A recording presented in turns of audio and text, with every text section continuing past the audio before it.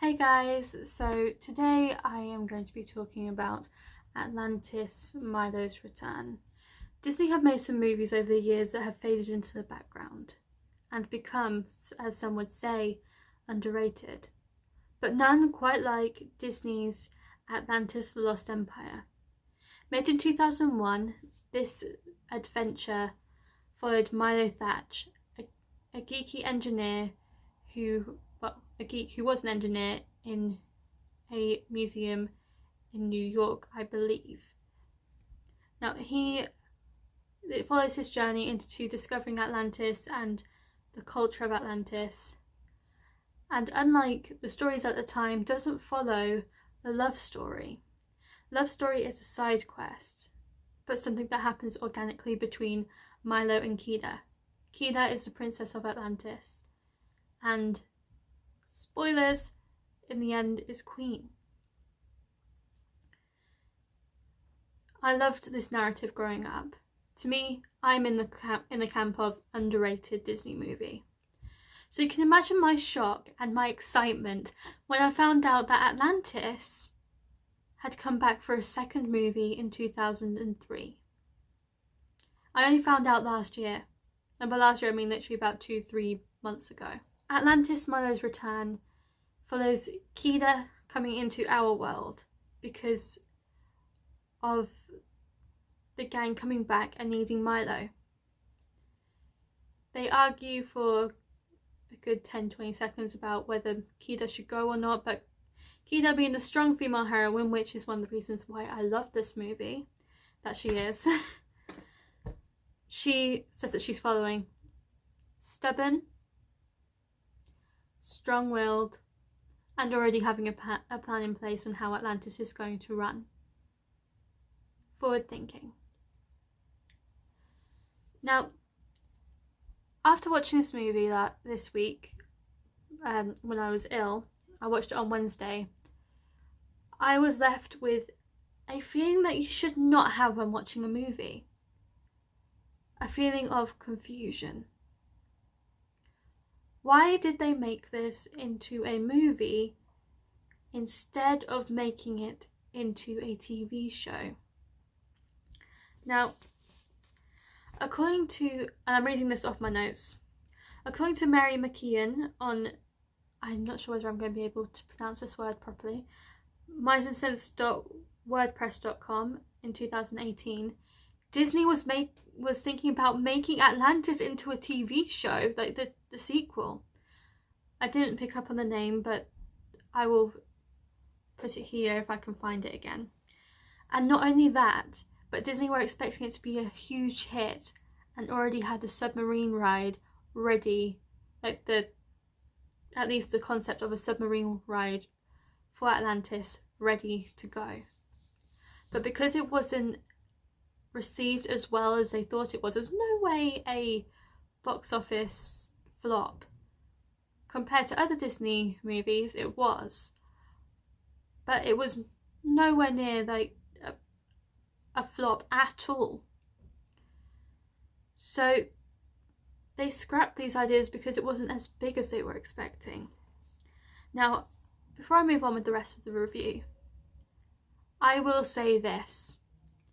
If Atlantis was made now, exactly how it wasn't made in 2001, and this movie was not made in 2003, if Atlantis was made now, it would be really, really, really well received. And we would have the TV show and we would have the rides, in my opinion.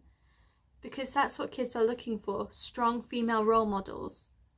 Excuse me, that's my flatmates. So,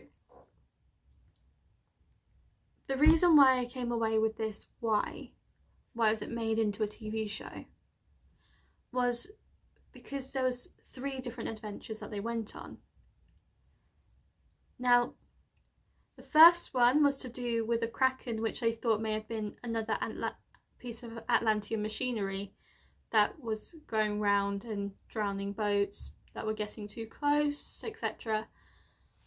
But it ended up being the actual kraken. And then it went on to another adventure, which was a a guy who was attacked by coyotes made out of sand in like a storm kind of environment. I'm not entirely sure how to say that for it to make sense. You'd have to watch the movie for it to fully sink in. And finally, they managed to pull in Odin and Ragnarok. Each of these snippets of adventures were about 20 minutes long each, sometimes 25, and there was a little bit in between each for there to be a cool down in between each adventure. And the end result, in my opinion, was a messy movie. It didn't really have much of a direction that it needed to go in, and it just felt like they had these ideas ready for a TV show and they wanted to use them in some capacity. Don't get me wrong, these stories were really nice to follow. The first one, in my opinion, was the least entertaining. The most entertaining was the coyote one, because you saw how Atlantis had touched the world and helped people help people on the surface become healers and influence different religions and cultures, which was incredible. And it also led to a moment where Kida was questioning what type of queen she wanted to be. And this idea, this snippet that was probably about a minute, 2 minutes long, was the idea that they should have ran with. Bring Kida up to the surface, show her our world, but also show her truly figuring out what kind of queen she wants to be. She's had 31 years as queen, which pales in comparison to her father's at least 2,000-year-old reign. Probably more. Because the original movie, Atlantis, The Lost Empire, was set in 1914. There's a clue in Atlantis, Milo's Return, about when this is set, and that clue is two fishermen in the first few minutes of the film talking about how nice it is to fish without German U-boats. German U-boats, if you didn't know, were around in World War II, and they were a type of submarine. So, and they would attack any ship that wasn't German, if they were given the order at least. So, of course they would be relieved. But that puts the date of this movie as mid to late 1945 and onwards. So it's at least 31 years into Kida's reign. And they're rebuilding the city and it looks amazing. And I would love to have seen more of the city as it's no longer ruins and it's looking vibrant and nice. And I was hoping to have more of an exploration before Milo returns to the surface, but we did not have that. Instead, we had these short stories that were strung together with one barely there moral. And that barely there moral was, don't hide what makes you unique. In my opinion, that's what I took away from trying to think about the moral, and it made you think about what the moral was. Because at the end, again, spoilers, this is a spoiler review, which I should really put at the start. At the end, she decides to lift Atlantis out of the water and reunite her people with the world. And there's a really, really touching moment at the end where a little girl looks up at her queen and goes, Kida, is that a crystal? And Kida goes, no, that's the sun. I was like, oh my goodness. But it would have been so much more influential as a moment if they played with the idea of Atlantis a little bit more, like of Kida seeing these things from our world and seeing how she can how they influenced her into her rule. Because the outside world did influence Atlantis in her father's reign, because it was in her father's reign that Atlantis sunk. So, and that was because there was wars going on. He was wanting to use, he thought he had to use the crystal as a weapon.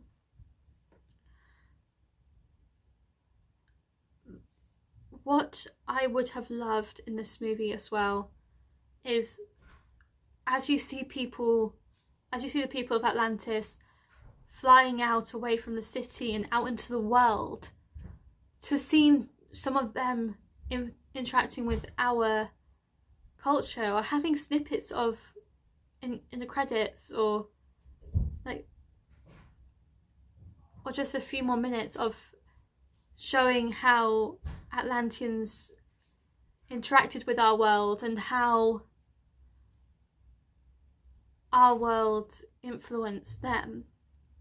I've written down here, what would our different cultures bring to Atlantis, and what would Atlantis's influence be on our world? And I've also written down, we will never know unless Disney come back to this idea. They could have actually done this sort of format in a very lovely way in a movie. Not in a movie, in a TV show. Because it barely works in this format in a movie, but it's in a TV show it would have been so much better, because you could have had these little snippets of stories, seeing Kida explore our world, and then bring her findings back, and then Milo and Kida thinking, oh yes, we can carry on, and then bringing them back up to the surface. Like, they could have made like the first episode exploring Atlantis, showing what has changed and how they are bringing things slightly more up to date and rebuilding their civilization. And then towards the end of the episode, Milo's friends come in, and there is a lava dog. I will put a photo here if I can find one. And the lava dog is so cute. I love the lava dog. Probably the best part of the movie, but the lava dog still being like growling, because intruders, when they weren't intruders, they were Milo's friends and Kida's friends coming back. And it would have been so good to finish the episode on their conversation and having that between Milo and Kida going, no, I'm coming with you, end of episode. And then the snippets of what's in the next episode, seeing the Kraken arms again, because they showed the Kraken arms beforehand, like before we even knew that that's what they were looking at. Disney, I highly doubt you're watching this, but if you somehow are, rethink this through, because I don't think it's too late to come back to this. I don't think it's too late to make a TV show out of it and showing different snippets of their story before Milo and Kida had to go back home, and showing how the world and Atlantis interacted. Anyway, that's all I've got time for today. If you like this video, give it a thumbs up. Comment down below what you'd like me to see next and review next. If you want me to review Atlantis, The Lost Empire, the original, I would happily do that, because it's one of my favourite movies. Spoilers. But I'll look at it from a different perspective, and I'll try and bring the critiques and the positives to the video if that's what you want me to do. Also, if you like my videos and you want to see more of me, click that subscribe button down below, because I know a lot of you who watch my videos, you're not subscribed. So hit that subscribe button and turn on post notifications to know every time I upload. My Instagram handle is Christina Lynch, and spelled like this. And I post on there if I'm having to delay a video, or well, when videos are up as well. So anyway, see you guys next time.